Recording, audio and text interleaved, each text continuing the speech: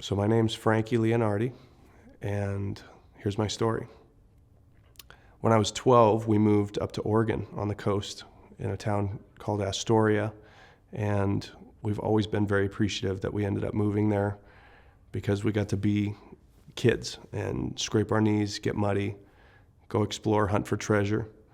And I was very close with my little brother, Christopher. So we got into the community of sports. We played football, basketball, baseball, and that was kind of my first instilling moment that there was a God, was exploring nature and saying somebody had to have created this. This is not by accident. And as we grew older, I was playing football in high school. I was a junior. I was 16. And I got an infection on my forehead that turned into septic MRSA, and it spread to my lungs with pulmonary embolisms within 3 days. And at that age, I didn't know what was going on. Thank God for my parents. They were both very calm throughout the whole thing. But in hindsight, the mortality rate for that is over 50%. And I made it through by the skin of my teeth. And about a year later, I got sick again. So I had stage 2 pneumonia, and I woke up in the hospital during football season from a practice, and they gave me a medicine called sulfameth, and I had a reaction to that, which was a 1 in 10,000 chance of getting, and it was called Stevens-Johnson syndrome. And what that is an autoimmune response where your body's immune system freaks out and attacks your body. So it affects everyone differently, but for me it was my mucosal membranes. So my lips, my gums, my tongue, down my throat, your skin sloughs off, my eyelids, parts of my body, and I couldn't eat for a long time. So they would put NG tubes into my nose.